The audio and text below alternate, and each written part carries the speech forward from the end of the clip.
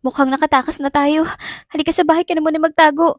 Hinihingal na sabi ni Faye sa isang batang niligtas niya sa mga nangunguha ng bata. Salamat ha. Hindi ko alam kung anong gagawin ko kung hindi mo pinagbabato ang mga lalaking yun. Seryosong sabi ng batang lalaki habang nagpupunas ng pawis at luha. Wala yun. Tara na sa bahay, sa shortcut na tayo dumaan. Masayang pag-aya ni Faye at agad na nagpunta sa kanilang bahay kasama ang batang lalaki. Pagdating nila sa bahay ay ipinagluto ito ng pagkain ni Faye. Ayan, masarap yan. Special dish ko yan. Proud na sabi ni Faye matapos nitong ihain ang pagkain na kanyang niluto. Tinikman naman ito ng bata at nanlaki ang mga mata sa sobrang sarap. Oo nga, ang sarap. Ang galing mo naman magluto. Masayang sigaw ng batang lalaki at nagpatuloy sa pagkain hanggang sa naubos niya na ito. Oo, yan ang pangbato ko sa mga luto ko. Pangarap ko kasi maging isang sikat na chef. Nahihiyang sabi ni Faye at namumula pa ang mukha nito. Sa kasalukuyan, napangiti naman si Faye nang naalala niya ang batang lalaking kauna-unahang nagsabing masarap ang kanyang luto maliban sa kanyang magulang. Anong iningiti-ngiti mo dyan, Aber? Nakataas kilay na tanong ni Angge sa kanyang kaibigan. Wala, may naalala lang ako nung bata pa ako. Natatawang sabi ni Faye. Nagkibit balikat na lang ang kaibigan nito at patuloy pa rin sa pagsaserve ng pagkain sa mga customer nila. Dumadami na ang customer natin dahil sa special dish mo. Wala ka bang balak magdagdag ng tao? Nakakunot noong tanong ni Angge. Sa tingin mo, kaya na ba ng kita ng karinderya na magdagdag ng tao? Nakangiting tanong ni Faye. Oo, kayang-kaya na ng kita natin ang kumuha ng 2 pang tao rito. Confident na sabi ni Angge. Sabi ko naman kasi sa'yo, sa mga ganyang bagay, wag mo nang ipaalam sa akin. Malaki ang tiwala ko sa skills mo, no? Mas bagay mo ang pagmamanage at ako, wala naman akong ibang alam kundi magluto. Tumatawang sabi ni Faye. Nakakaya naman kasi ikaw naman tong may-ari neto eh. Namumulang sabi ni Angge. Hinawakan naman ng mahigpit ni Faye ang 2 balikat ng kaibigan na para bang pinapasahan niya ito ng lakas ng loob. Nakaipon ako ng pera dahil sa'yo. Ikaw ang nagbibigay sa akin ng client sa mga caterings ko hanggang noon na napatayo natin tong karinderya. Masaya na at malambing na sabi ni Faye. Napangiti naman ang kanyang kaibigan. Nagpapasalamat ito at mayroon itong isang taong buo ang tiwala sa kanyang mga kakayahan kaya naman simula noong araw na iyon ay wala nang inatupog si Angge kundi humanap ng paraan para mapalago ang karinderya ni Faye. Grabe Faye, simula nung nilabas mo ang special dish mo pati mga empleyado sa kabilang dako nakakapunta rito. Excited at masayang ibinalita ni Angge sa kaibigan. Ganun ba? Naku, baka mapapalawak na natin tong karinderya. Kinikilig at excited na sabi ni Faye. Dahil sa dumadami ng dumadami ang customers nila Faye at Angge, sa kanilang karinderya ay tinuloy na nila ang kanilang plano na mag-hire pa ng 2 tao. Ano yung dala-dala mo? Curious na tanong ni Hans sa kaniyang sekretary. Alam ni Hans na pagkain ang dala nito. Ngunit dahil napakapamilyar ng amoy ay hindi niya napigilan tanungin kung ano ang dala ng kaniyang sekretary. Ulam po sir. Binili namin sa paborito namin kinakainan ng karinderya. Gusto niyo tikman? Masayang pag-offer ng sekretary kay Hans. Hindi naman nagdalawang isip si Hans na tanggapin ang alok ng kaniyang sekretary dahil sa hindi lang pamilyar ang amoy ng pagkain ay nakaramdam ng gutom si Hans sa amoy pa lang nito. Chicken marsala po ang pangalan ng ulam sir. Sabihan niyo na lang ako kung magpapa-order ulit kayo. Nakangiting sabi ng sekretary. Nagpasalamat naman si Hans at agad na binuksan ang pagkain. Tinikman agad naman nito ni Hans noong umalis na ang kaniyang sekretary. Nanlaki ang mga mata ni Hans sa isang tikim pa lamang. Napakapamilyar nito at pinapaalala sa kanya ang babaeng tumulong sa kanya noong kabataan niya. Nagpatuloy naman sa pagkain si Hans sa ibinigay ng kaniyang sekretary hanggang sa naubos niya na ito. Parehas na parehas ang lasa. Mas masarap man ito pero alam kong ito yun. Hindi makapaniwalang sabi ni Hans sa sarili. Pinatawag naman kaagad ni Hans ang kaniyang sekretary at itinanong kung saan ang karinderya na pinagkuhanan niya ng chicken marsala. Masaya naman itong itinuro ng kanyang sekretary. Bago magsara ang karinderya ay nakahabol si Hans. Pwede pa po ba kumain dito? Hingal na tanong ni Hans. Nginitian naman ito ng malawak ni Faye. Buti at nakahabol ka. Pasara naman din kami. Nakangiting sabi ni Faye. One chicken marsala. Seryosong sabi ni Hans habang nagpupunas ng pawis. Masaya namang nag-serve ng order si Faye at hindi nito alam kung bakit pero mukhang pamilyar sa kanya ang lalaki. Habang kumakain ay hindi rin maintindihan ni Hans ang sobrang saya na kanyang nararamdaman sa isang pagkain lamang. Nakangiting pinagmasdan ni Faye si Hans na sarap sa kanyang pagkain. Kinabukasan ay doon din kumain si Hans ng patanghalian. Pinagbubulungan ito ng mga kanyang empleyado sa karenderya at napansin naman ito ni Faye. Kaya sa susunod na araw na nagpunta si Hans sa karenderya para kumain ay tinawag nito sa pinakalooban ng karenderya. Dito ka na kumain para makakain ka ng maayos. Nakangiting sabi ni Faye. Salamat, nagabala ka pa. Sanay naman ako na kumain na sa mga ganun. Masayang sabi ni Hans at nakaupo ito at nanlaki ang kanyang mga mata noong nakita niyang may dinadala na kaagad si Faye na pagkain sa kanyang lamesahan. Chicken marsala ang main dish ko pero ito masarap din to kaya tikman mo. Hindi naman nagdalawang isip si Hans na tikman ang bagong ulam na inihanda ni Faye maliban sa chicken marsala. Wow, ang sarap. Ang galing mo magluto. Pagpuri ni Hans sa bagong ulam na niluto ni Faye. Natawa naman si Faye nang naalala niya ang batang tinulungan niya noon kay Hans. Bakit akala mo ba yung chicken marsala lang ang masarap? Lahat ng luto ko masarap. Masayang sabi ni Faye at hindi naman ito itinanggi ni Hans dahil sa mga sumunod na araw ay pinapatikim ito ng iba't ibang ulam ni Faye. Hindi akalain ni Hans na kahit may eating disorder ito ay makakakain siya ng maayos dahil lang sa luto ni Faye. Bago ba yung niluluto mo? Excited na tanong ni Hans. Hindi naman. Ito yung chicken marsala pa rin. Gusto ko kasi doble ng sarap kaso ang ending nasisira ko ang lasa. Nasabi naman na ng kaibigan ko na subukan ko bumalik sa una para makita kung saan ako namali. Kaso ang nangyari bumalik sa original na lasa. Problemadong pagkakwento ni Faye nang nilapitan nito sa kusina ni Hans matapos kumain. Pwede ko bang tikman? Curious na tanong ni Hans. Nag-aalinlangang tumango si Faye. Tinikman naman ito kaagad ni Hans at naluha sa lasa. Anong problema? Nag-aalalang tanong ni Faye kay Hans na biglang napaluha. Ito yung ulam na matagal ko nang hinahanap. Natatawang sabi ni Hans sabay punas ng luha. Kumunot naman ang noon ni Faye at naguluhan sa sinabi ni Hans. Ito ang niluto ng babaeng nagligtas sa akin nung bata pa ako. Dito lang pala kita mahanap. Nakangiting sabi ni Hans kay Faye. Narealize naman ni Faye ang gustong sabihin ni Hans. Ngayon alam na ni Faye kung bakit yung batang lalaki ang lagi niyang naiisip kapag nakikitang kumakain si Hans. Ikaw yung batang iyakin?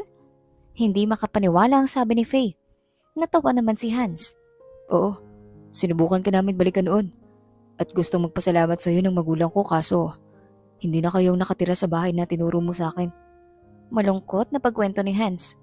Ganun ba? Lumipat kasi kami dahil sa trabaho ng aking ama. Wow, ang liit ng mundo. Hindi pa rin makapaniwala ang sabi ni Faye. Nang nagkaalaman ng dalawa ay mas naging malapit ang dalawa na parang dalawang magkaibigan na matagal nang hindi nakita. Nagbibiruan, nagkukwentuhan at nagtatawanan ng dalawa habang nasa karenderya si Mark na kumakain. Parang may namumuo pang-aasar ni Angge sa kanyang kaibigan. Pabirong hinampas ni Faye si Angge sa balikat. Sira ka talaga. Natatawang sabi ni Faye. Naging ganun na lamang ang kanilang setup hanggang sa kinuha ni Mark si Faye bilang tagaluto sa kanilang kasal ni Cassie. Sigurado ka ba? Napasinghap na tanong ni Faye. Oo nga. Bakit may problema ba? Nagtatakang tanong ni Mark. Wala naman. Malaking opportunity ito pero mas marami pang magagaling at professional na tagaluto dyan. Bakit ako? Hindi makapaniwala ang tanong ni Faye. Kasi gustong gusto ko luto mo. Sobrang sarap talaga nito. Tignan mo nga ilang taon na ang nakalipas.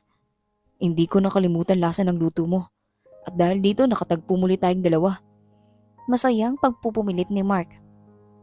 Napaisip naman si Faye ng mabuti at sa huli pumayag rin ito kaya naman hinayaan niya muna na si Angge ang mag-asikaso sa karenderya habang nag-iisip ng mga iluluto sa kasal ni Faye. Where are you? Masungit na tanong ni Cassie. Why? I have to report everything to you because we're getting married? Hindi makapaniwala ang tanong ni Mark. Wala namang naging reaksyon si Cassie at ganitian si Mark. Of course not. We're just getting married for business anyways. Kalmadong sagot ni Cassie. I already picked someone to do the catering, so don't pick anyone else. Masungit na pag-utos ni Mark. Tumango na lang si Cassie at nagpatuloy sa pagbabasa ng magazine sa office ni Mark habang nagnanakaw ito ng tingin kay Mark na busy sa trabaho. Ilang tao kailangan natin para sa catering? Seryosong tanong ni Anggi. Magtanong ka sa kapitbahay kung sino gusto at sama mo na rin ng mga kakakuha natin na tao sa karinderya. Seryosong pagsabi ni Faye kay Anggi. Mukhang abala ka sa pagpipili ng pagkain para sa kasal ko ah. Bulong ni Mark mula sa likuran ni Faye na ikinagulat naman ni Faye. Hoy! Akala ko na kung sinong holdapper. Gulat na sigaw ni Faye at idinuro pa si Mark. Sa gwapo kong to, pagkakamalan mo pa akong holdapper. Holdapper ng puso, pwede pa. Nakangising sabi ni Mark sabay kinindatan si Faye. Kakadiri. Nakakunot noong sabi ni Faye at tiningnan si Mark na para itong nakakadiri. Bakit? Hindi ba effective? Nagtatakang tanong ni Mark kay Angge na sobra ang tawa. Manahimik ka na nga lang dyan, Mark. Nakakaya baka marinig ka pa ng mga customers sa labas. Tumatawang sabi ni Anggi. Nagkibit balikat na lang si Mark at nilapitan muli si Faye. Huwag mong kakalimutan ang special dish mo ah. Pagpapaalala ni Mark kay Faye bago simula ng pagkain. Isang linggo ang nakalipas at dumating na rin ang araw na pinaghahandaan ni Faye ang kasal ni Mark. Maagang pumunta si Faye at mga kasamahan nito para ayusin ang kanilang niluto sa hotel kung saan magaganap ang celebration ng kasal nila Mark at Cassie. Nang maayos na ang lahat ay nag-ayos na rin si Faye para makapag-attend ng kasal na ibinahala na kina Angge at ang iba pang maayos sa venue. Naging maganda at tahimik ang kasal nila Mark at Cassie.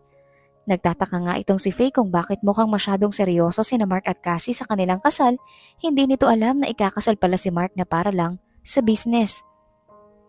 Habang nasa altar ay hindi mapakali si Mark.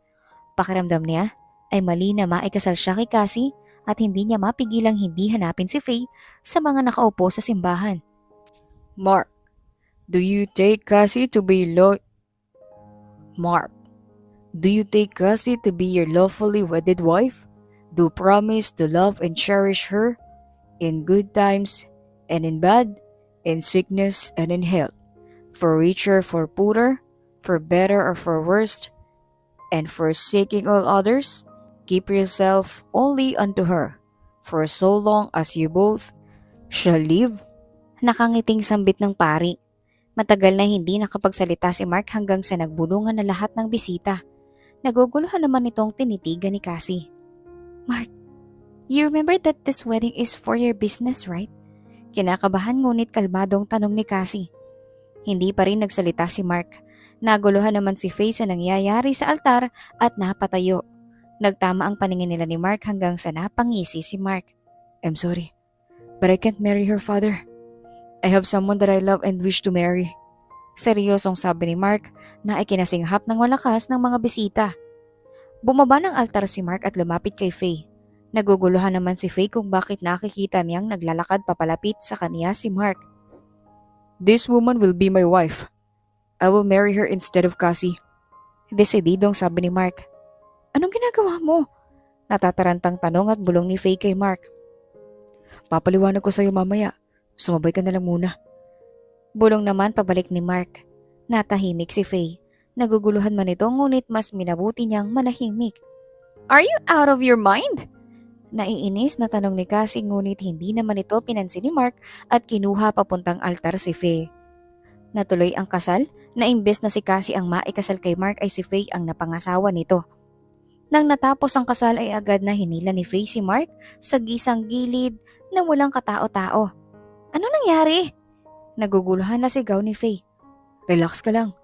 Ayoko lang maikasal sa kanya kaya ikaw na lang pinakasalan ko. Hindi naman valid ang kasal, di ba? Kinakabahan na tanong ni Faye. Valid yun. Official na kinasal ka na sa pinakagwapong nilalang sa mundo. Pagbibiro ni Mark. Nainis naman si Faye at pinaghahampas sa braso si Mark. Sorry na okay. Instead na siya ang pakasalan ko para sa business ko, mas magandang ikaw na lang magpanggap na asawa ko. Seryosong sabi ni Mark. Anong ibig mong sabihin? Nagtatakang tanong ni Faye. Tutulungan kitang tuparin ang pangarap mo na makapagtayo ng isang restaurant, kapalit ng pagpapanggap na asawa ko. Nakangiting sabi ni Mark. Kung kailangan mo pala na magpapanggap na bilang asawa mo, bakit ako? At hindi na lang si Cassie kung may makakatulong pa ito sa negosyo? Nakataas na kilay na tanong ni Faye. Pakiramdam ko kasi isang lingat ko lang ay lalamunin niya yung buong pinaghirapan kong negosyo. At hindi ko siya kayang pagkatiwalaan. Lahat gagawin ni Cassie para magposes lang ako, na parang pag-aari niya. At least kapag mayroon ka na magpapanggap na asawa ko, hindi na ako kukulitin ng mga matatanda sa aking pamilya na ikasa lang para lumagwang negosyo. Dahil kayang-kaya ko itong palaguin mag-isa. Mapagkakatiwalaan kita. Kaya please tulungan mo ko. Malaki rin makukuha mo sa pagpapanggap mo. Malungkot na pagpapaliwanag ni Mark. Nakaramdam naman ng awa si Faye sa hindi maintindihan na dahilan. Hindi nito alam kung bakit ang gaan ang pakiramdam niya kay Mark at hindi niya magawang hindi pagbigyan si Mark. Sige, papakasalan kita para matulungan ka pero ako na mismo ang bahalang kamitin ang aking pangarap. Napabuntong hininga na sagot ni Faye. Nakakunot noong tinitigan ni Faye ang bahay ni Mark na titirhan ni Faye simula sa araw na iyon. Kailangan ko ba talagang tumira sa isang bahay kasama ka? Hindi makapaniwalang tanong ni Faye. Mag-asawa tayo, di ba? Saan ka nakakita ng mag-asawang magkaiba ng bahay na inuuwian? Natatawang tanong ni Mark. Iniikot naman ni Mark si Faye sa kanilang bahay. Nasabihan niya na rin na hindi nila kailangang magpanggap sa loob ng bahay kahit mayroon ang kaniyang mga trabahador dahil alam nila lahat ng tungkol sa kanilang dalawa. Sinabihan rin ni Mark si Faye na sa tuwing may pupuntahan ito ay sabihan niya lang ang kanilang driver kung saan pupunta ay alam niya na kaagad kung saan sila dapat magpunta. Napangangang tiningnan ni Faye ang kaniyang cabinet na punong-puno ng magagarang damit at mga bag. Seryoso ka? Hindi makapaniwalang tanong ni Faye kay Mark. Asawa ka ng isang bilyonaryo. Sa tingin mo hahayaan kong maliitin ka ng iba? Nakangising sabi ni Mark. Napabuntong hininga na lang si Faye. Habang tinitignan ni Faye ang kwartong tutuluyan niya ay hindi maiwasang mapangiti ni Mark. Lahat ng ibibigay ko sa'yo ay sisiguraduhin kong masaya ka. Kahit yun lang magawa kong panghawi sa pagtulong mo sa akin noon. Seryosong sabi ni Mark sa kaniyang isipan. Kinabukasan ay nagpunta kaagad si Faye sa kanilang karinderya. Napakunot noo ito nang nakita niyang masayang nagtatawanan sina Angge at ang kanilang kasamahan sa karinderya. Anong meron? Mukhang masaya kayo ah. Curious na tanong ni Faye. Ang laki ng kinita natin sa catering natin sa kasal ni Mark. Pero ano kayang nangyari no? Pinakain na lang ang mga bisita matapos ikasal si Mark. Nag-aalalang sabi ni Angge. Kaya nga po, gusto ko po sanang makita kung ano itsura ng asawa ni Sir Mark. Disappointed na sabi ng isa nilang bagong kasamahan sa karinderya. Hindi naman mapakali si Faye. Hindi nito alam na hindi pala alam nila Angge ang nangyari sa simbahan dahil andoon sila sa venue. Hindi na kasi sila nagpunta sa venue dahil kinailangan nilang mag-usap ni Mark. Padagong sinaniyasan ni Faye si Angge paloob ng karinderya. Bakit? Nagtatakang tanong ni Angge. May sasabihin ako sa'yo. Kinakabahan na sabi ni Faye. Ano yun at pasekreto mo pang sasabihin? Nakakunot noong tanong ni Angge. Ako ang ikinasal kay Mark. Mahinang sabi ni Faye at ipinakita ang kaniyang kamay kung saan nakasuot ang kaniyang wedding ring. Nalaki ang mga mata ni Angge at napasinghap ng tiningnan ng mabuti ang singsing. Anong nangyari? Bakit ikaw ang naikasal? Malakas na sigaw ni Angge. Natatarantang tinakpan ni Faye ang bunganga ni Angge. Shh! Huwag kang maingay! Pagtatahimik ni Faye sa kaibigan. Catering pinunta natin dun tapos ngayon kasal ka na. Malakas na bulong ni Angge. Hindi ko rin naman inaasahan na hihilahin ako ni Mark papuntang altar. Sinabihan niya ako na kailangan lang daw namin magpanggap na mag-asawa. Pagpapaliwanag ni Faye. Bakit naman? Nagtatakang tanong ni Angge. Para daw hindi na siya iniipit sa sitwasyon kung saan kailangan niyang pakasalan yung dapat niyang pakasalan na babae. Bulong ni Faye kay Angge. Ganun ba ka-exciting ang buhay ko? At kahit maraming customer, pinagchichismisan niyo ko. Nakangising tanong ni Mark sa dalawang nagbubulungan. Uy Mark! Anong itatawag ko sa inyo? Mr. at Mrs.? Biglang tanong ni Angge kay Mark na bigla ring sumulpot sa loob ng karinderya. Hindi ka namin pinagchichismisan. Kinukwento ko lang yung nangyari. Nakangusong sagot ni Faye. Nagibit balikat na lang si Mark kay Faye at Angge. So ano na itatawag ko sa inyo? Nakakunot noong tanong ni Angge. Bakit naman magbabago ang tawag mo sa amin? Kinasal lang kami, hindi kami nagpalit ng pangalan. Nagtatakang sabi ni Mark. Oo nga no. Pilit na tumawa si Angge dahil nahiya sa tanong. Umiiling-iling na lang si Faye na nakangiti habang si Mark naman ay nagkibit balikat na lang at pumunta sa kaniyang pwesto sa loob ng karinderya para kumain. Napaagang punta mo rito? Nagtatakang tanong ni Faye nang makapaghatid ng pagkain kay Mark. Hindi ako nilutuan ng pagkain ng asawa ko. Kaya dito na lang ako sa karinderya niya kakain. Nakangusong sabi ni Mark. Inikutan na lang ito ng mata ni Faye. Huwag mo ko maganyan-ganyan, Mark. Dahil hanggang ngayon hindi pa rin ako makapaniwalang kasal na ako. Nakasimangot na sabi ni Faye. Malay mo tayo talaga ang endgame. Nakangising sabi ni Mark na ikinatuwa ni Angge. Feeling ko din, sambit ni Angge. Kumunot naman ang noo ni Faye. Tigilan niyo nga akong dalawa. Matapos ang pangungulit sa'yo na magpakasal magdi-divorce tayo. Masungit na sabi ni Faye. Napahawak naman sa puso si Mark at umarting parang nasasaktan ito. Ouch! Pain! Bighati! Ang sakit! Pag-iinarte ni Mark. Tumawa naman ang malakas si Angge habang si Faye ay napabuntong hininga. Ano ba itong pinasok ko? Problemadong sabi ni Faye. Sa mga sumunod na araw, ipinakilala na ni Mark si Faye bilang asawa nito sa iba't ibang kasosyo nito sa negosyo, lalo na sa gumabay kay Mark sa pagnenegosyo. Madam, this is Faye, my wife. Malakas loob na ipinakilala ni Mark. Hello, malambing na bati ng matanda. Napahawak naman ng mahigpit si Faye sa kaniyang bag.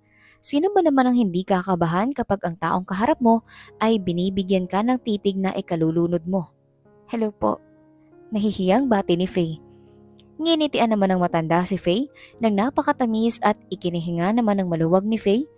Hindi nito alam kung bakit ngunit nakaramdam si Faye ng pagkapamilyar sa matanda. Nag-usap pa muna tungkol sa trabaho sina Hans at ng matanda bago umalis ito. Let's meet sometime soon, malambing na sabi ng matanda. Sige po, nauutal na sabi ni Faye. Nagugulahan ito sa kanyang nararamdaman dahil sa simpleng pag-aya lang ng matanda ay nakaramdam ito ng pagka-excite sa kanilang muling pagkikita. Sino yun? Curious na tanong ni Faye kay Hans. Siyang isa sa mga gumabay sa akin noong ikinapa ko pang negosyo. Bakit mo natanong? Wala naman. Curious lang ako. Mukha siyang mabait. Mas maganda nga makita kayo ni Madam Lucy. Kasi nakapagtayo siya ng restaurant na marami ng branches ngayon gamit ang sarili niyang recipes. Nakangiting sabi ni Hans. Nagluluto din siya? Hindi makapaniwalang tanong ni Faye. Oo, malaking opportunity ito sa'yo. Kung sakaling maging close kayo ni Madam, masisigurado ko na marami kang matututunan sa kanya. Confident na sabi ni Hans. Hindi pa man lubusang kilala ni Faye si Madam Lucy ngunit napakataas na ng tingin nito sa matanda na para niya itong iniidolo. Matapos magpakilala ni Hans si Faye sa kaniyang mga kasosyo at mga ka-shareholders sa kaniyang company ay hindi na siya muling kukulitin tungkol pa sa kasal. Habang nasa kotse pa uwi ang mag-asawa ay hindi na napigilan ni Faye ang magtanong. Bakit ba pinipilit kanilang magpakasal? Nagtatakang tanong ni Faye. Lahat nata ng babae sa kanilang pamilya ay gusto ipakasal sa akin para magkaroon ng tsansa sa kumpanya. Dismayadong sabi ni Hans. Ano naman mapapala nila kung ipakasal ng mga pamilya nilang babae sa'yo? Kunot noong tanong ni Faye. Para sa ganun ay may tsansa na lumaki ang kanilang share sa kumpanya o mabigyan ng share ang kanilang anak bilang asawa ko. Mas malaki ang perang papasok sa kanila. Magtatanong pa sana si Faye nang nalaki ang kaniyang mga mata nang may na-realize ito. Huwag mo sabihin. Nalalaki ang mga mata ni Faye na nagtanong. Hindi ko ba sinabi sa'yo? Automatic na may share ka sa kumpanya. Kaya masasabi mong isa ka sa mga shareholders ng kumpanya kahit balit lang hawak mong share. Seryosong sabi ni Hans. Bakit? Nagpapanggap lang naman tayo ah. Hindi ko kailangan ng ganong pera. Hindi makapaniwala ang sabi ni Faye. Natawa naman si Hans at itinigil muna sa gilid ng kalsada ang sasakyan. Tinignan niya sa mga mata si Faye at nang nagtama ang kanilang paningin ay pakaramdam ni Faye ay matutunaw na ito sa mga titig ni Hans. Kulang pa nga yun na kapalit sa pagtulong mo sa akin noon. Ni hindi mo na nga tinanggap ang pera na gusto ko ibigay para sa pagpapanggap mo. Kaya kahit ito na lang tanggapin mo. Alam ko din na makakatulong din to sa'yo. Seryosong sabi ni Hans. Napalunok si Faye. Kahit gusto niyang tanggihan ang sinasabi ni Hans, ngunit dahil sa mga titig ni Hans ay para bang nawala ang kaniyang kontrol sa buong katawan nito. Sige, Mahinang sagot ni Faye. Nang narinig ni Hans ang pagpayag ni Faye at sobrang saya nito, nginitian niya si Faye ng sobrang tamis na ikinamula ng buong mukha ni Faye. Agad na iniwas ni Faye ang kaniyang mukha at nilingon ang bintana ng sasakyan para hindi mapansin ni Hans ang kaniyang pamumula. Sa mga sumunod na araw ay mas lalong naging nalapit sina Hans at Faye. Lagi na rin itong pinagluluto ni Faye sa umaga bago pumasok si Hans sa kaniyang trabaho. Hindi nito alam kung bakit pero sobrang nag-e-enjoy si Faye na ipinagluto si Hans. Masaya itong nakikita na kumakain si Hans at nag-e-enjoy sa kaniyang luto. Araw-araw na rin nakangiting pumapasok si Hans sa opisina na halos lahat ng empleyado ay natutuwa sa masayang bungad ni Hans sa kumpanya tuwing umaga hanggang sa kumalat na sa maraming tao na masaya ang married life ni Hans. "How is your marriage?" Curious na tanong ni Cassie. Matapos nitong nakita ang kumakalat na litrato nilang dalawa ni Faye na nakangiti at nabalitaan sa iba nilang kasosyo sa negosyo na naging mabuti ang kasal ni Hans, ay hindi nito napigilan ang kaniyang sarili para puntahan si Hans. "It's actually good," nakangiting sabi ni Hans. "So, nawala na akong narinig sa mga tao kundi masaya ang married life ni Hans at mukhang mahal na mahal ni Hans ang kanyang asawa." Mapait na bigkas ni Cassie. Napangisi naman si Hans nang napansin ang pagkainis sa tono ni Cassie. "That's true." Natatawang sabi ni Hans. Napangiwi si Cassie at mukhang sasabog na ito sa selos, ngunit huminga ito ng malalim para kalmahin ang sarili. Iniisip pa rin ni Cassie na kahit anong nangyari ay babalik pa rin sa kanya si Hans dahil mas malaki ang maipapasok na tulong ni Cassie sa kaniyang negosyo kesa kay Faye. "That's good to hear na successful ang pagpapanggap ninyo," confident na sabi ni Cassie. Tinawanan naman ito ni Hans at nagkibit balikat lamang. "If that's what you want to believe." Nakangising sabi ni Hans na para ba itong nangaasar. Nakaramdam ng inis si Cassie at minabuti nitong umalis na lamang bago pa ito makagawa ng eskandalo sa opisina ni Hans. Pagkaalis nito ay tinawagan niya kaagad ang isang private investigator. "Kahit maliit na detalye tungkol sa babaeng yon, alamin mo." Galit na utos ni Cassie bago ibaba ang tawag. "I will never let you ruin my plans at maagaw sa akin si Hans," madiin na sabi ni Cassie sa kalawakan. Pinatawag naman ni Hans ang kaniyang sekretary nang makaalis na sa kaniyang opisina si Cassie. "Yes po sir?" Nakangiting tanong ng sekretary. "Pakibantayan ng bawat kilos ni Cassie and make sure na wala siyang gagawing kababalaghan." Seryosong sabi ni Hans. Nagtrabaho naman kaagad si Hans hanggang matapos lahat ng kaniyang trabaho para maagang makapunta sa karenderya ni Faye. Naisip nitong sunduin si Faye para sabay silang umuwi. "Oh Hans, kakain ka ba? Kumain ka na dyan habang wala pa ang mga customer na ganitong oras. Dahil once na nagsilabasan sa trabaho ang mga yon, mauubos yan." Masayang sabi ni Angge. "Hindi, sabay na kami kakain ni Faye. Andito ako para sunduin siya." Nakangiting sabi ni Hans. Napangisi naman si Angge. "Aba, may pasundo-sundo na ngayon ah." "Hindi na mapaghiwalay?"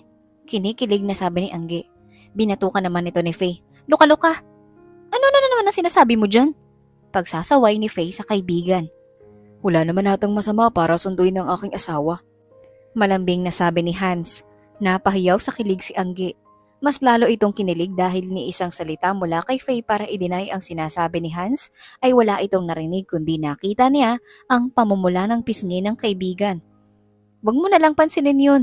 At sinasapian na ata. Pagbibiro ni Faye. "Nasasanay na ako, huwag ka mag-alala. Patagal ka pa ba? Mukhang napaaga ako masyado ah." Nahihiyang sabi ni Hans. "Sinabi mo sanang magsusundo ka para naman masabihan kita kung anong oras kami makakapagsara." Malambing na sabi ni Faye. "Gusto lang sana kitang sorpresahin." Natatawang sabi ni Hans at nginitian na lang ito ni Faye. Inintay na lang ni Hans sa loob ng karinderya si Faye at pinagmasdan ito habang nagtatrabaho. Ramdam naman ni Faye ang init ng pagtingin ni Hans kaya naman kahit abala ito sa pag-aasikaso ng mga customer ay hindi pa rin ito mapakali dahil sa mga titig ni Hans sa kanya. "O ayan, wala nang customer. Kami na bahala ng mga kasamahan natin na dalawa ang magsasara ng karinderya. At baka hindi na makapag-antay ang asawa mo dyan." Pangaasar na sabi ni Angge. "Talaga ba? Okay lang ba sa inyo?" Masayang tanong ni Faye. Masayang tinanguan lang ito ng mga baguhan nilang trabahador. Napangiti naman si Angge. Masaya ito para sa kaibigan kahit na hindi pa nare-realize ni Faye ang kaniyang nararamdaman.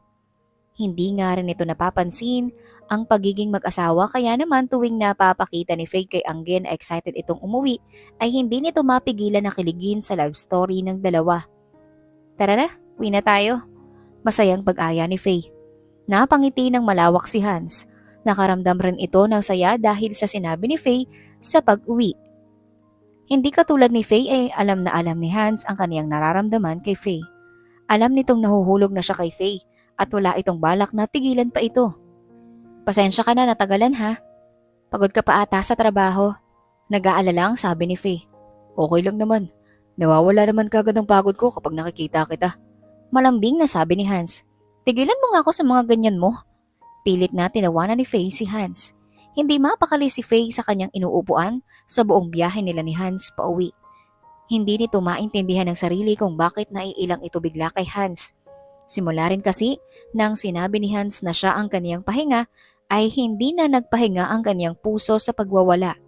Sinubukan nitong pakalmahin ang puso ngunit sa presensya pa lang ni Hans ay mukhang hindi niya mapapakalma pang muli ang kaniyang puso. Anong gusto mong ulam? Malambing na tanong ni Faye. Ikaw nang bahala.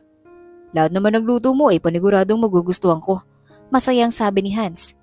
Habang abala sa pagluluto si Faye, ay nag-inom naman ng alak si Hans sa sala habang nanonood para mapawi ang pagod na kanyang nararamdaman. Sa sobrang engganyo nito sa panonood ay hindi niya napansin na naparami pala ang kanyang pag-inom. Nagulat si Faye sa pagyakap ni Hans sa kanya mula sa likod habang nagluluto ito. Hans? Mahinang pagtawag ni Faye. Naparami ako ng inom. Mahinang sabi ni Hans. Hindi naman nagawang magsalita ni Faye nang isiniksik ni Hans ang kaniyang mukha sa gitna ng kaniyang liig at balikat. Napasinghap ito ng malakas nang unti-unting pinapaulanan ng halik ni Hans ang kaniyang liig. Hans, mahinang pag-ungol ni Faye. Pinatay naman ni Hans ang niluluto ni Faye at marahan na inikot si Faye para maiharap sa kaniya. Nag-aalinlangang napatingin si Faye kay Hans. Hinila naman ni Hans si Faye mula sa baywang para mas lalong mapalapit ang kanilang katawan sa isa't isa. Napasinghap muli ng malakas si Faye sa gulat ng paghila ni Hans kaya naman napakapit ito sa damit ni Hans sa may bandang dibdib. Iniangat ni Hans ang mukha ni Faye hanggang nagtama ang kanilang paningin. Napakagatlabi naman si Faye habang tinititigan pabalik ang malalagkit na tingin ni Hans sa kanya. Tinanggap naman ni Faye ang paghalik ni Hans sa kanya. Binuka ni Faye ng kaunti ang kaniyang mga labi para mabigyan ng akses si Hans sa paghalik sa kanya ng malalim. Isang matamis at puno ng pagkasabik ang ibinigay ni Hans na halik kay Faye. Napapaungol rin si Faye sa gitna ng kanilang halikan dahil sa paglakbay ng mga kamay ni Hans sa kaniyang katawan. Itinigil ni Hans ang paghahalikan nilang dalawa at niyakap ng mahigpit si Faye. Kumain na tayo. Lasing na pagkabigkas ni Hans. Baka hindi makapigil si Hans at angkinin niya ng tuluyan si Faye sa mga oras na iyon kaya naman naglakas loob itong itinigil ang kanilang halikan. Dahil medyo tamado na si Hans ay kitang-kita sa kaniyang mga mata ang pagkaantok. Naghalo ang pagod na nararamdaman ni Hans at ang pagkahilo sa nainom na alak. Nang matapos kumain ng dalawa ay hinalikan ni Hans sa noo si Faye para magpaalam ng matulog. Nang nakaalis na si Hans ay doon lang nakahinga ng maluwag si Faye. Napahawak ito sa kaniyang labi at napakagatlabi ito nang naalala ang mga haplo sa kaniya ni Hans.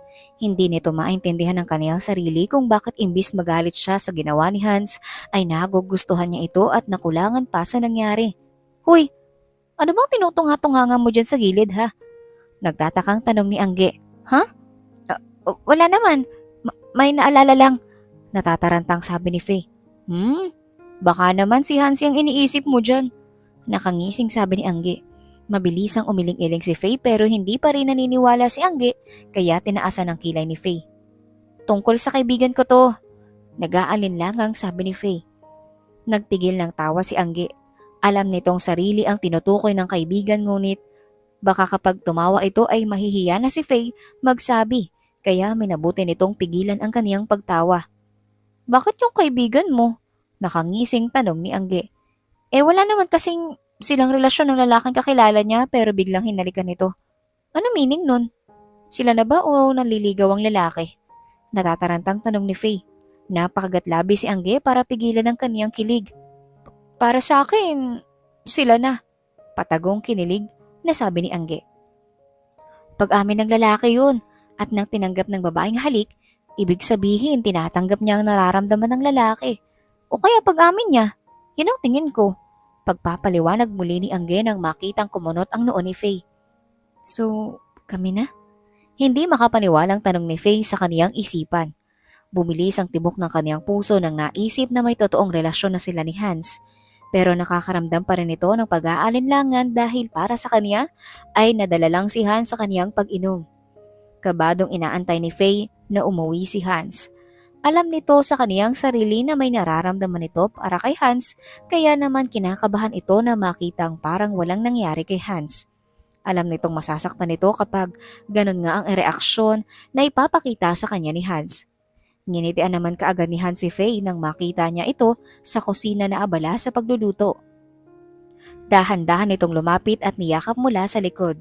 Napahiyaw naman sa gulat si Faye at napahawak sa dibdib nang nakahinga ito ng maluwag noong nakita si Hans. Anong niluluto mo? Natatawang tanong ni Hans sabay halik sa pisngi ni Faye. Pinakbet. Nagtatakang sabi ni Faye at nag-aalinlangang tiningnan si Hans sa mga mata. Napansin naman ni Hans na parang may gustong tanungin o sabihin si Faye. Hinaplos ni Hans ang pisngi ni Faye at tinignan ito pabalik sa kaniyang mga mata at hinalikan.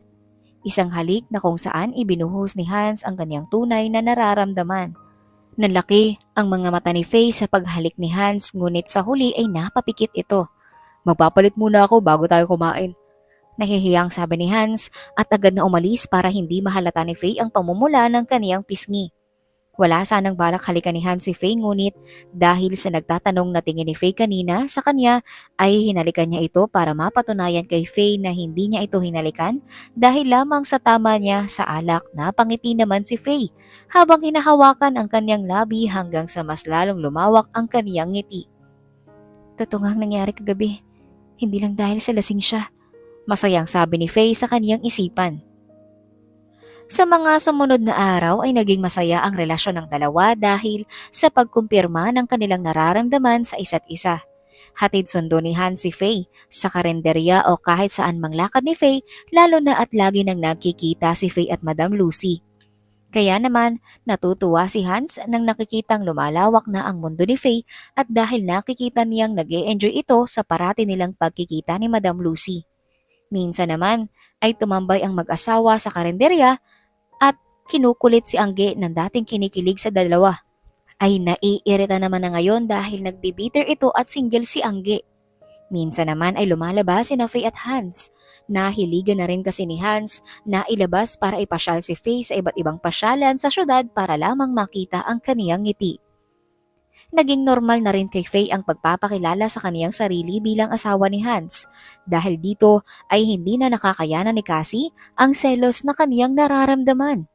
Minsan na rin kasing naabutan ni Cassie si Faye at Hans na masayang nagkukwentuhan sa opisina ni Hans, kaya habang tumatagal na lumalalim ang pagsasama nila Faye at Hans ay ganon din ang paglalim ng selos na nararamdaman ni Cassie. Hanggang kailan mo balak magpanggap na masaya sa kasal mo? Naiiritang tanong ni Cassie kay Hans. Ano bang pinagsasabi mo? Masaya naman talaga ako sa kasal ko. Natatawang sabi ni Hans na mas lalong ikinagalit ni Cassie. Ano bang may dudulot ng babaeng yun sa buhay mo? At lalo na sa kumpanya mo ha? Galit na tanong ni Cassie.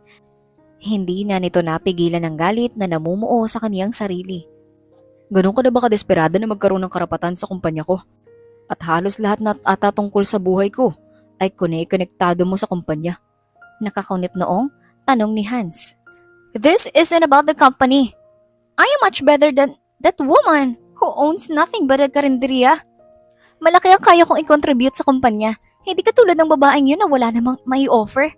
Nagagalaiti sa galit na sigaw ni Cassie. Wag na wag mong minamalit ang asawa ko. Galit na isinigaw pabalik ni Hans.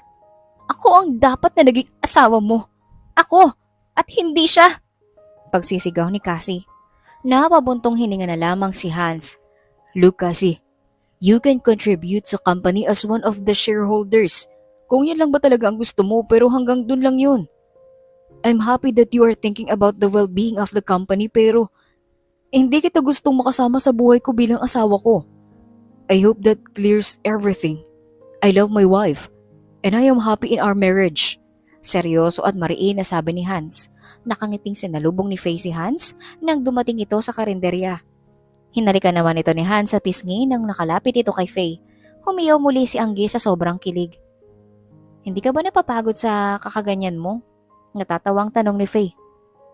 Hindi. Masungit na sagot ni Angge. Tinawanan na lang ito ng dalawa. Nang wala ng customer na dumating ay napag-isipan nila Faye at Angge na magsara. Habang inaasikaso naman ni Angge ang kanilang kagamitan sa karinderya ay napatanong ito sa mag-asawa. Kailan niyo pala balak magkaanak? Painosenteng tanong ni Angge. Muntik nang mabulunan ng tubig sa lalamunan si Faye sa narinig. Samantalang si Hans naman ay nataranta at napaayos na lang ito sa pag-upo. Huwag niyong sabihing wala pa. Gulat na tanong ni Angge. Kumunot naman ang noo ni Faye. Wala pang ano? Paubo-ubong tanong ni Faye. As in, wala pa talaga? Hindi makapaniwala ang tanong ni Angge. Anong wala nga? Inis na tanong ni Faye. Wala pang ano? Hindi pa kayo Hindi naman natapos ni Angge ang kaniyang sasabihin nang agad na tinakpan ni Hans ang kaniyang bibig. Sa amin na yun, namumulang sabi ni Hans. Natawa naman si Angge. Hans, si Faye ba ang una mo? Maiintindihan ko si Faye dahil inakala kong magmamadre yan pero pati ikaw? Natatawang tanong ni Angge. Na-realize naman ni Faye ang gustong sabihin ni Angge at napatingin kay Hans. Namula ang mukha ng dalawa at nag-iwas ng tingin. Napangisi si Angge sa kaniyang reaksyon ng dalawa. Tahimik ang dalawa sa buong biyahe pauwi. Hindi mapakali si Faye sa kaniyang inuupuan habang si Hans naman ay di magawang kausapin si Faye. Hanggang sa nakauwi na ang dalawa ay hindi pa rin ito nag-uusap. Agad namang pinainit ni Faye ang ulam na kinuha nila sa karinderya nito. Hindi mawala sa isipan ni Faye ang haplos ni Hans sa kanya dahil lamang sa sinabi ni Angge kanina. Umiling-iling na lang ito at inasikaso na ang kanilang kakainin. Tahimik na nagsalo ang dalawa ng panggabihan. Habang nag-aayos naman si Faye ng kanilang pagkainan, ay minabuti ni Hans na tulungan si Faye sa pag-aayos. Ako na, magpahinga ka na. Nahihiyang sabi ni Faye. Hindi ako na. Mas nakakapagod ang trabaho mo sa karinderya. Pagpupumilit ni Hans at sinubukang kunin ang baso na hawak ni Faye. Hindi, ako na. Makulit na sabi ni Faye at sinubukang kunin ang basong nakuha sa kanya ni Hans hanggang sa nag-agawan ang dalawa. Itinaas ni Hans ang kaniyang kamay para hindi maabot ni Faye.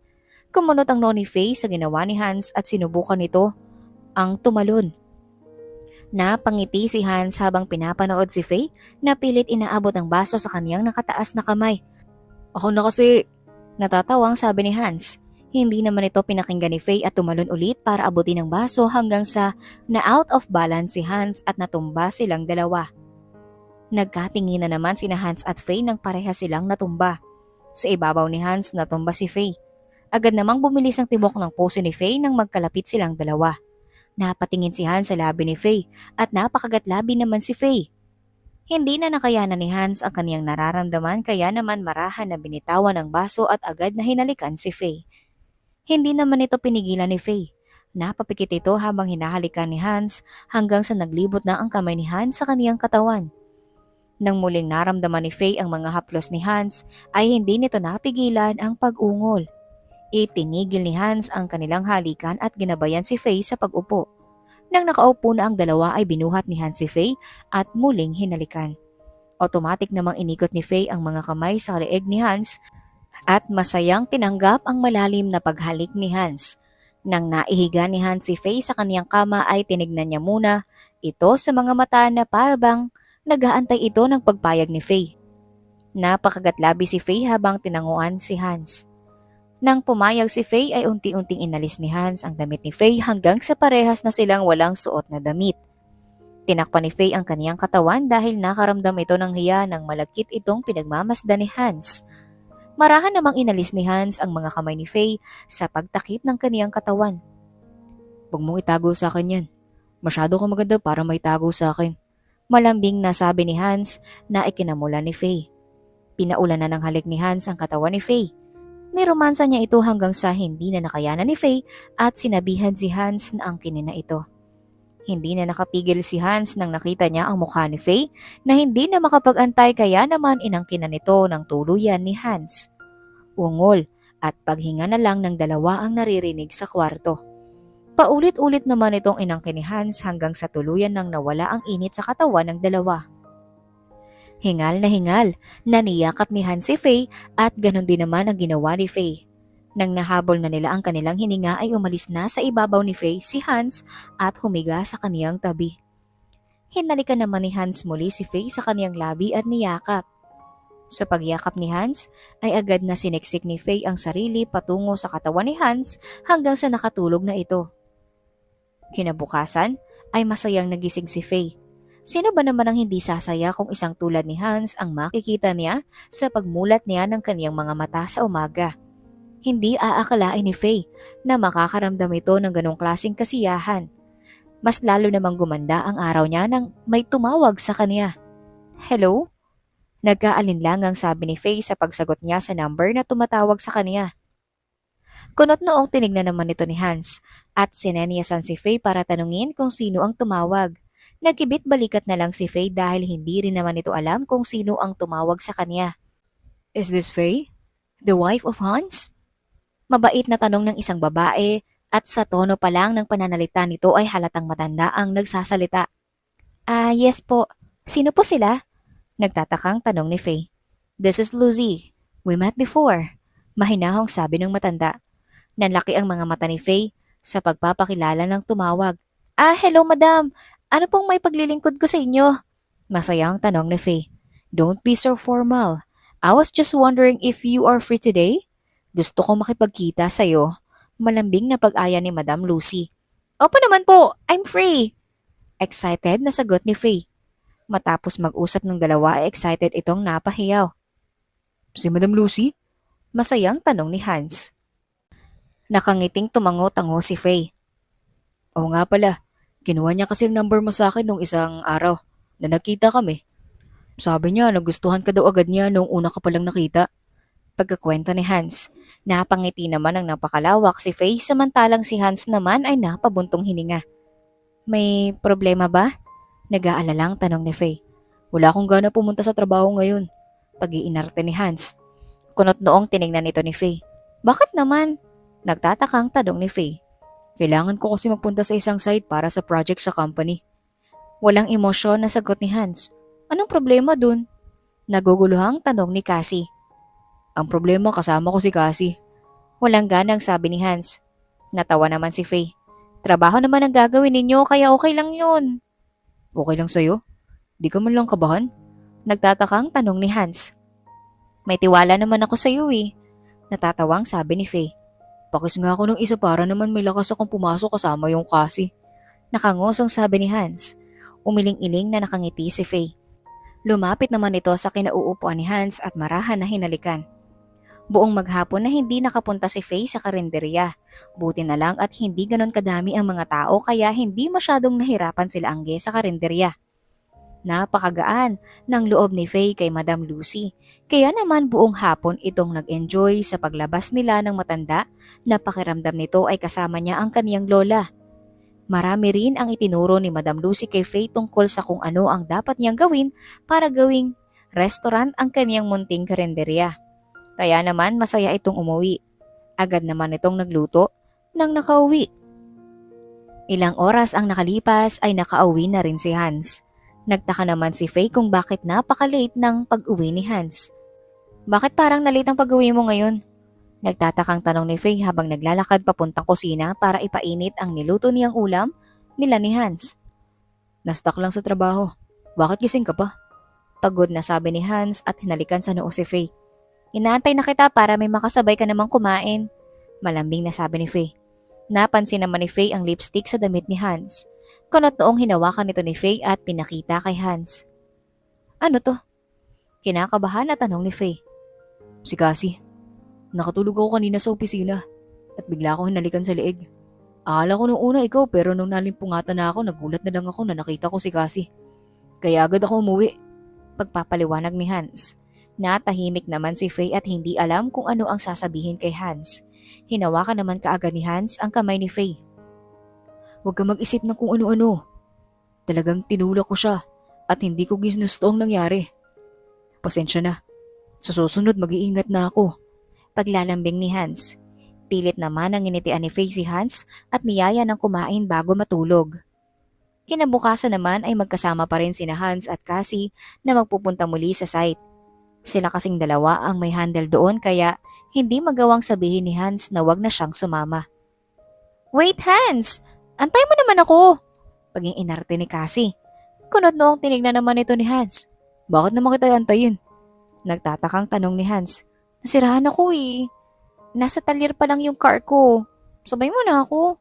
Maarteng sabi ni Cassie. No, either you walk or take a taxi. Mariin na sabi ni Hans at akmang papasok na ito sa kaniyang kotse nang muling pinigilan nito ni Cassie. Look, I'm sorry, okay? Hindi ko na ulitin ang ginawa ko kahapon but please, isabay mo na ako. Malilate na tayo, darating pa man din ang mga clients natin sa site ngayon. Pagpupumilit ni Cassie. Napabuntong hininga na lang si Hans at pumayag na rin sa pagsabay ni Cassie sa kanya ngunit sa likod niya ito pinaupo. Ang asawa ko lang tanging pwedeng umupo dyan. Pagbabawal ni Hans kay Cassie. Naiiritang pumasok si Cassie sa likod. Tahimik naman ang buong biyahe at sobrang naging alerto itong si Hans para hindi muling makalapit si Cassie sa kanya. May problema ka ba? Nag-aalalang tanong ni Angge sa kaibigan. Kwento naman ni Faye ang nangyari kay Angge. Kakaiba din yung babaeng yun ano? Galit na sigaw ni Angge. Dapat ba akong kabahan? Malungkot na tanong ni Faye.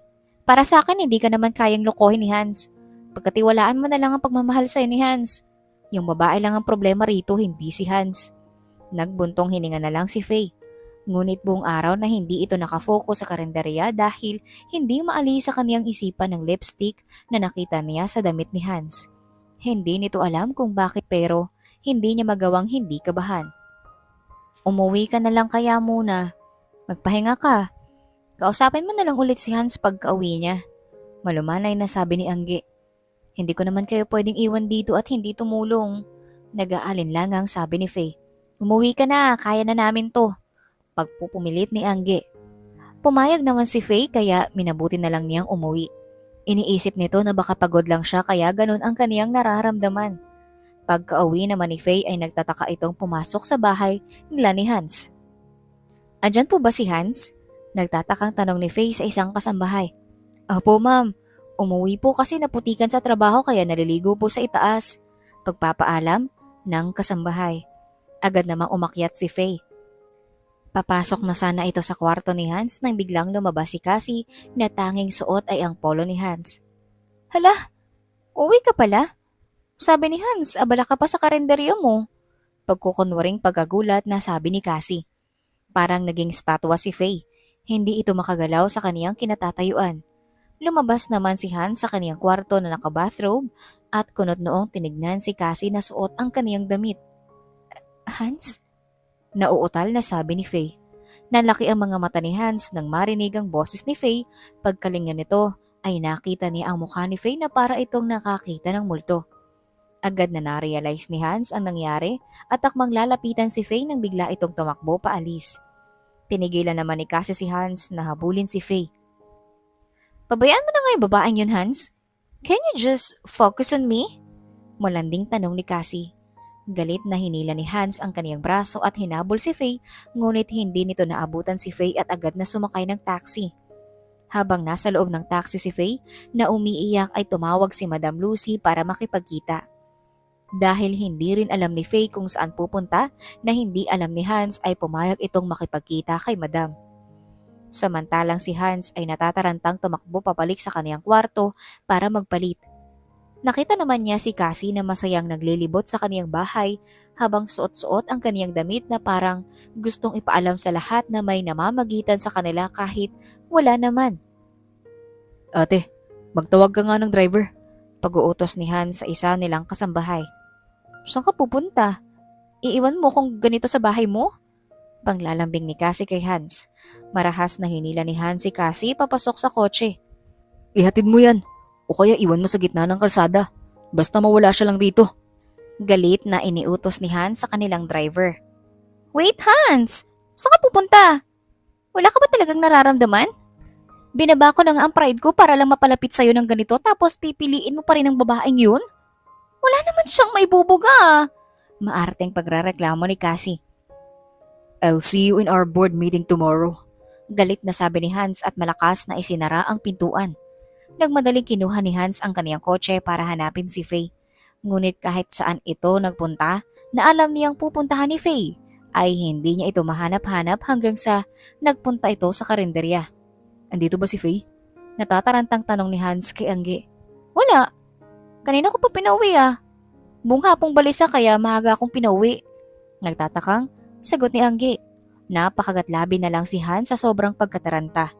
Ilang beses nitong tinawagan si Faye ngunit hindi ito nagkukonek kaya nalaman ni Hans na pinatay ni Faye ang kaniyang telepono. Hanggang sa nakauwi na ito sa kanilang bahay. Inaasahan kasi nito na baka umuwi si Faye. Namumugto ang mata mo. Ano nangyari? Nag-aalalang tanong ni Madam Lucy. Wala po madam. Problemado lang. Ano po palang dahilan sa pagtawag ninyo? Pilit nang nginitian ni Faye, si Madam Lucy. Nagabot ng picture si Madam Lucy. Kunot noong tinignan nito ni Faye. Bakit po ito? Nagtatakang tanong ni Faye. Litrato ng kaniyang ina ang ipinakita ni Madam Lucy. Nang nakita ni Lucy ang gulat na ekspresyon ni Faye, ay nasigurado na ito na siya ang matagal na niyang hinahanap. Bakit po mayroon kayo ng litrato ng aking ina? Naguguluhang sabi ni Faye. Nilabas naman ng matanda ang kaniyang necklace na kung bubuksan mo ito, ay makikita mo ang picture ng isang matandang lalaki at ang dalagang litrato muli ng kaniyang ina. Yang babaeng sa picture ay ang nag-iisang anak ko. Kabadong sabi ni Madam Lucy. Nanlaki ang mga mata ni Faye. Hindi ito makapaniwala sa narinig at nang napatingin ito sa necklace ng matanda ay napahawak ito sa sarili niyang kwintas na magkaparehas sa kwintas ng matanda. Ano pong nangyayari? Naguguluhang tanong ni Faye. Nilayasan ako ng mama mo noon para pakasalan ng iyong ama at magpakalayo-layo. Hindi ko ba alam sa mama mo kung bakit sa tingin niya hindi ako papayag sa kanilang relasyon? Matagal ko na siyang hinahanap. Hindi ko akalain na ang pamilya ko pala mismo ang lalapit sa akin. Yang necklace mo ay partner ng necklace ko. Noong una ko nakita ang iyong kwintas ay agad kong gusto kang makasama at makausap tungkol rito. Kaso nga lang kailangan kong mag-ingat dahil marami kang ginustong lokohin ako kaya nagpa-DNA muna ako para masigurado. Malumanay na sabi ni Madam Lucy. Mabilis at natatarantang binuksan ni Faye ang isang envelope at nakita niyang positibang resulta. Hindi makapaniwala si Faye. Ngayon, alam niya na ang dahilan kung bakit napakagaan ang kaniyang loob sa matanda. Yun pala ay lola niya, mismo ito. Alam kong naguguluhan ka pero pwede bang iuwi na muna kita? Hindi ba pwedeng manirahan ka muna sa akin? Naiiyak na tanong ni Madam Lucy. Napaiyak naman si Faye pero pumayag rin ito para hindi siya mahanap ng basta-basta ni Hans. Masayang pinagmamasdan ni Madam Lucy si Faye habang nasa loob ng kotse. Samantalang si Faye ay hindi magawang sindi sabihin ang nangyari sa kanila ni Hans. Halos mabaliw na sa kakahanap si Hans kay Faye. Ilang beses din itong tinawagan si Angge para kung sakaling umuwi sa kanya ngunit hindi raw ito nagpunta sa kanila. Hindi na rin muling natawagan ni Hans ang telepono ni Faye. Dito ang kwarto ng mama mo noon, nakangiting sabi ni Madam Lucy. Hindi alam ni Faye kung ano ang dapat niyang naramdaman. Ito kasi ang kauna-unahang nalaman nito ang tungkol sa gantong pagkatao ng kaniyang ina. Hindi ko alam na marunong po pala sa mga instrumento ang aking ina. Malungkot na sabi ni Faye habang tinitignan ang mga picture ng kaniyang ina noong dalaga. Sa mga araw na nanirahan si Faye sa kaniyang lola na si Lucy ay mas nakilala niya ang kaniyang ina at mas lalo na ang kaniyang lola. Tinuturuan din ito ang mga bagay-bagay tungkol sa pagluluto at pagmamanage ng restaurant. Nagpupunta-punta na lang si Faye sa kaniyang karinderya kapag nasisigurado niyang wala si Han sa kaniyang karinderya. Hanggang sa isang araw ay naisipang pumunta ni Han sa bahay nila Madam Lucy dahil nagbabaka sakali itong alam niya kung asaan si Faye dahil magkakilala rin ang mga ito. Lagi ako nagpupunta rito. Bakit hindi niyo ako papasukin? Wala sa mood na tanong ni Hans sa mga tauhan ni Madam Lucy. Pinapabilin po sa amin ni Madam na dito nyo na lang daw po siya sa labas antayin. Seryosong sabi kay Hans. Naguluhan at nagtaka naman si Hans.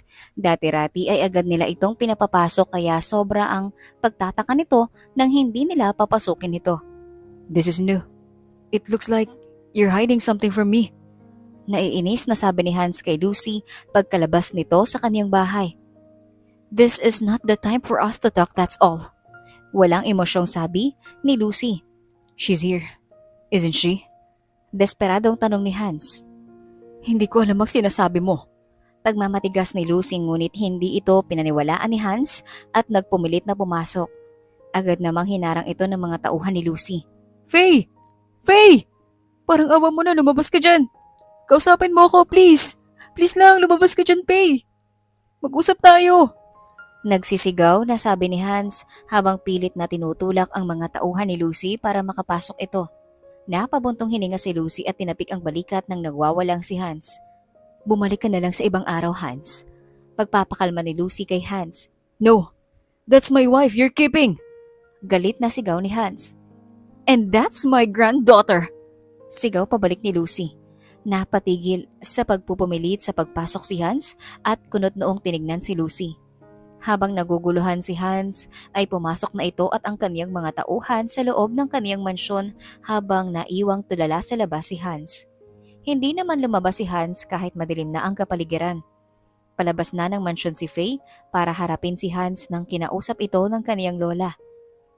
Are you sure? Malambing na tanong ni Lucy sa kaniyang apo. Yes, Lola. Mas maganda po atang harapin ko na si Hans. Nag-aalinlangang sagot ni Faye.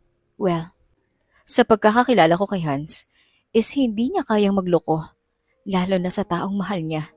Nakangiting sabi ni Lucy. Paano niyo po nasabing mahal niya ako? Malungkot na tanong ni Faye. He's that desperate to find you.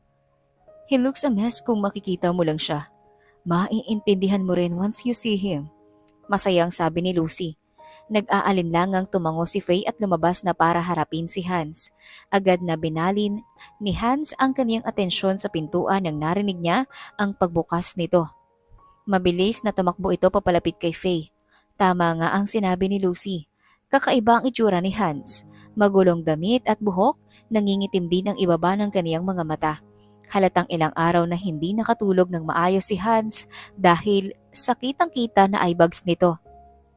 Walang nangyari sa amin ni Cassie. Ni minsan hindi ko gagawin na lulukuhin ka. Kung meron lang din na may mangyayari sa amin, di sana una pa lang tinuloy ko na ang kasal namin. Maniwala ka sa akin. Nadumihan ako sa site nung nagpunta kami sa trabaho. Nakisabay siya sa akin kaya nasira daw ang kanyang sasakyan. Iniwan ko siya sa kotse nang pumasok ako sa bahay pagkalabas ko galing banyo. Narinig ko ang boses mo kaya lumabas ako ng kwarto. Nagulat na lang ako nung nakita ko si Cassie na suot ang damit ko habang kausap ka. Sana maniwala ka sa akin, please. Mabilis at derechahang sabi ni Hans. Napakagatlabi naman si Faye. Hindi niya akalain na sobra-sobra ang magiging epekto ng pag-alis niya kay Hans. Nakaramdam ito ng inis sa sarili nang hindi man lang niya magawang pagkatiwalaan si Hans o di kaya binigyan ng pagkakataon. Malungkot na tinignan ni Faye si Hans na mukhang desperado at marahan na hinawakan ng kaniyang mukha. I'm sorry. Pinakinggan mo na sana kita kundi hindi ka naghihirap ng ganito. Naiiyak na sabi ni Faye. Umiling-iling naman si Hans habang hinawakan ang kamay ni Faye na nakadampi sa kaniyang mukha. I'm sorry. Dahil binigyan ko ng pagkakataon si Cassie na makalapit sa akin. Pero sana paniwalaan mo ko kapag sasabihin kong hindi ko ginusto lahat ng yun. Hindi ko magawang magmahal ng ibang babae kung hindi ikaw. Naluluhang sabi ni Hans. Inilabas ni Faye ang lahat ng kaniyang nararamdaman at muling na-realize ang kaniyang pagmamahal kay Hans. Mahal na mahal kita. Humihikbing sabi ni Faye. Nalaki ang mga mata ni Hans at malambing na tinignan si Faye. Niyakap niya ito kaagad nang sobrang malapit na parang ayaw niya na itong makawala pa. Habang nakikipag-usap si Faye sa kaniyang lola para magpaalam, ay nakatulog naman si Hans sa kaniyang inuupuan. Sige na. Lagi mo akong dadalawin ha. Promise mo. Paglalambing ng matanda. Opo naman Lola. Promise ko sa'yo lagi kitang dadalawin. Malambing na sabi ni Faye. Akmang aalis na si Faye nang napatigil ito sa paglalakad at muling nilingon ang kaniyang lola. Lola, gusto ko lang sana tanungin kung paano kayo nakasiguro kaagad na ako ang apo ninyo? Curious na tanong ni Faye. Kamukhang kamukha mo ang mama mo. Kaya sa unang tingin ko pa lang sa'yo ay hindi na ako nagkamali kung sino ka. Masayang sagot ni Lucy. Nakangiting tinanguan naman ito ni Faye at lumapit muli kay Lucy para bagyan ito ng isang mahigpit na yakap na ikinatuwa ng matanda. Sige na, umuwi ka na sa asawa mo para makapagpahinga ka ng maayos. Natatawang sabi ni Lucy habang tinitingnan si Hans na nakatulog sa upuan. Malambing na ginising ni Faye si Hans. Magkahawak kamay namang nakasakay sa sasakyan sina Faye at Hans sa buong biyahe nila pa uwi. Nag-usap palalo ng mabuti ang dalawa hanggang sa nawala ang lahat ng pangamba na nararamdaman ni Faye. Naikwento rin ni Faye ang tungkol sa pagiging apo nito ni Ma'am Lucy. Simula noong bumalik sa poder ni Hans si Faye ay sinimulan na ni Hans ang pagpapaalis kay Cassie sa kaniyang kumpanya bilang isang shareholder. Naglabas ito ng mga iba't ibang dokumento na magpapatunay sa paghahakot ng pera ni Cassie mula sa kumpanya. Hindi naman inasahan ni Cassie na magagawa sa kanya yon ni Hans. Sinubukan niyang magmakaawa kay Hans para patawarin ito ngunit hindi na muling hinayaan ni Hans na makalapit pa sa kanya si Cassie. Sa pagpaalis ni Hans kay Cassie sa kumpanya ay ginawa na rin ito ni Hans bilang babala sa iba pang taong kasama niyang namamahala sa kumpanya. Sinimula na rin ni Faye palaguin ang kaniyang karinderya para gawin itong isang restaurant kasama ang tulong ng kaniyang matalik na kaibigan na si Angge at ang kaniyang lola na si Lucy. Muli ring nagpakasal ang dalawa. Kung nung una, ang kinasal sila para magpanggap, ngayon ay kinasal sila dahil sa kanilang malalim at lumalalim pang pagmamahalan. Ilang taon nang nakalipas matapos ang kanilang kasal ay nakamit na rin ni Faye na gawing restaurant ang kaniyang karinderya. Kasama niyang namamahala rito ang kaniyang kaibigan na si Angge. Matapos rin ang kasal ay lumipat sa panibagong bahay sina Faye at Hans kasama ang natitirang kamag-anak ni Faye na si Madam Lucy. Sa tingin mo, babae ito o lalaki? Masayang tanong ni Faye kay Hans habang parehas nilang hawak-hawak ang 6 na buwan na tiyan ni Faye. Sabi ko kasi sa'yo, alamin na natin. Meron ka bang nalalaman na surprise eh? Natatawang sabi ni Hans. Bigla ako na curious pero oo, mas gusto kong ma-surprise sa gender. Excited na sabi ni Faye. Pero pakiramdam ko lalaki to. Nakangiting sabi ni Hans. Paano mo naman nasabi? Kunot noong tanong ni Faye. Sabi kasi nila kapag blooming daw ang isang buntis ay lalaki. Eh ang blooming mo kaya? Mas lalo kang gumanda. Pagpupuri ni Hans. Tinaasan naman ito ng kilay ni Faye na parang hindi ito naniniwala sa sinabi ng ibang taong iyon kundi gawa-gawa niya lamang. Paano naman kung babae? Napakataas kilay na tanong ni Faye. Pumapangit daw ang buntis kapag babae. Dahil lahat ng ganda nito ay kukunin ng anak na babae. Pagpapaliwanag naman ni Hans. Nako, huwag kang magpapaniwala dyan kay Hans. Sa tanda kong to ngayon ko lang narinig yung kasabihan sa buntis. Tsaka nung pinagbubuntis ko ang mama mo ay napakaganda ko pa rin. Natawa naman si Faye nang nakitang ngumuso si Hans. Kasabihan ko kasi yun sa mga henerasyon ng nakababata. Pangaasar ni Hans kay Lucy. Nagpamaywang naman si Lucy at tiningnan ng masama si Hans. Sinasabi mo bang matanda na ako? Hindi makapaniwalang tanong ni Lucy. Kakasabi niyo lang po na matanda kayo. Nakangusong pangaasar ni Hans. Pabiro naman itong hinampas sa balikat ni Faye habang tumatawa. Basta, lalaki man o babae ang mahalaga sa akin ay healthy siya paglabas. Malambing na sabi ni Faye. Wag lang sana makuha ang mukha ng ama. At kawawang bata ito. Umiiling na sabi ni Lucy habang pang-asar ng initian ni Hans na ikinatawa ng malakas ni Faye. Ilang buwan pang nakalipas ay dumating na rin ang buwan kung kailan anytime ay pwede nang manganak si Faye. Ayaw na sana nitong naglalabas si Hans pero dahil matigas ang ulo ni Faye ay nagpunta pa rin ito sa kaniyang restaurant. Ang laki-laki na ng tiyan mo, magpupunta ka pa rito. Hindi makapaniwalang sabi ni Angge. Nababagot ako sa bahay eh. Hayaan mo na, sabi naman nila magiging maagang paglabas nito kapag naglalakad-lakad ako. Pagpupumilit ni Faye sa kaibigan. Alam ba ni Hans yan? Nakataas kilay na tanong ni Angge. Uy, may mga foreigners tayong customer oh. Sa tingin mo, mga Koreanong mga yan o Hapon? Pagbabago ng topic ni Faye na ikinailing-iling ng ulo ni Angge. Hindi naman ito pinagtrabaho ni Angge. Kaya wala nang ginawa si Faye kundi maglibot-libot sa kaniyang restaurant at kinumusta na lang ang mga empleyado, lalong-lalo na ang mga tagaluto nito. Ma'am, pwede niyo po bang tikman itong recipe na ginawa ko? Baka po magustuhan ninyo. Excited na sabi ng isa sa mga tagaluto sa restaurant. Nako, lahat pa man din masarap sa akin ngayong buntis ako. Natatawang sabi ni Faye ngunit kinuha niya pa rin ito para tikman. Kuya, ang sarap! Patikim ulit sa akin to kapag nanganak ako para ma-judge ko siya ng maayos. Kapag nasasarapan pa rin ako, isama na natin yan sa menu. Okay po ba yon? Namamanghang sabi ni Faye. Naku, pag sabi niyo pa lang na masarap ang inimbento kong pagkain malaking bagay na sa akin pero sige po ma'am. Papatikim ko ulit sa inyo matapos niyo mga anak.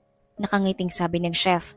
Maglalakad na sana paalis si Faye nang biglang nakaramdam ito ng pananakit sa tiyan hanggang sa may lumabas na maraming tubig mula kay Faye na inakala nitong nakaihi ito. Ihi ba to o manganganak na ako? Kinakabahan na tanong ni Faye. Ma'am, pumutok na po ang panubigan niyo. Gulat na sigaw ng isang waitress. Ang lakas naman ng panalangin mo na manganak ako kuya. Pagbibiro ni Faye habang napangiwi sa sobrang sakit na nararamdaman. Napasinghap si Faye at nakaramdam ng kaba. Mabuti na lang at agad nilang tinawagan si Angge. Sinugod ito kaagad ni Angge sa ospital. Walang ginawa si Faye sa buong biyahe papuntang ospital kundi humiyaw sa sobrang sakit. Nang makapasok naman sa delivery room si Faye ay dumating na si Hans sa ospital na hingal na hingal. Kumusta siya? Hingal na tanong ni Hans kay Angge na hindi mapakali sa kakalakad sa labas ng emergency room. Ayun, magdadalawang oras na pero wala pa rin akong naririnig na iyak ng sanggol. Natatarantang sabi ni Angge. Pwede kaya ako pumasok? Magsasalita pa sana si Angge nang biglang may narinig ang mga ito na mga sanggol na umiiyak. Naluha naman si Hans at napatalon-talon sa sobrang saya na sa wakas makikita na niya ang anak nila ni Faye. Bakit parang daming umiiyak? Naguguluhang sambit ni Hans. Oo nga, parang hindi lang iisa yung umiiyak. Nagtatakang sabi ni Angge. May kasabay ba siya sa loob? Wala Hans, siya lang nasa loob. Mahinang sabi ni Angge. Agad namang nagtinginan sina Angge at Hans nang narealize nilang kambal ang iniluwal ni Faye. Maya't maya rin naman ay lumabas na ang mga nurse habang buhat-buhat ang dalawang sanggol. Ikaw po ba ang mister? Mahinahong tanong ng isang nurse. Opo, ako nga po. Mahinang sagot ni Hans. Hindi pa rin ito makapaniwala na kambal ang kaniyang anak. Congratulations, kambal po ang anak ninyo. Pwede nyo na rin pong samahan si Mrs. sa loob habang hinuhugasan namin ng mga bata. Nakangiting sabi ng nurse. Agad na tumango si Hans at pumasok para mapuntahan si Faye. Nakita mo? Nang hihinang tanong ni Faye. Oo, kamukhang kamukha mo ang kambal nating anak. Lumuluhang sabi ni Hans. Pinagpala tayo ng Diyos. Ng kambal. Bakit ang way ni Lord para sabihin sa iyo na hindi lang dapat ako maghihirap sa pangangalaga? Pagbibiro ni Faye. Kapapanganak mo pa lang, may energy ka na kagad para magbiro. Natatawang sabi ni Hans habang umiiyak at tinawanan pabalik ni Faye. Hinalikan ni Hans si Faye sa noo at bumulong ng pasasalamat kay Faye habang hinahaplos-haplos ang kaniyang ulo. Salamat at sobrang proud ako sa iyo. Magpahinga ka na para may lakas kang buhatin ng mga anak natin mamaya. Humihikbing sabi ni Hans. Nakangiti namang nagpakain sa antok si Faye pero bago patuluyan itong matulog ay nagbanggit na ito ng pangalan ng kambal. Felicita at Adelina ang pangalan ng mga prinsesa natin. Mahinang sabi ni Faye. Napangiti naman si Hans at patuloy pa rin sa pag-iyak. Napakaganda ng mga pangalan. Bagay na bagay sa kambal. Masayang sambit nito.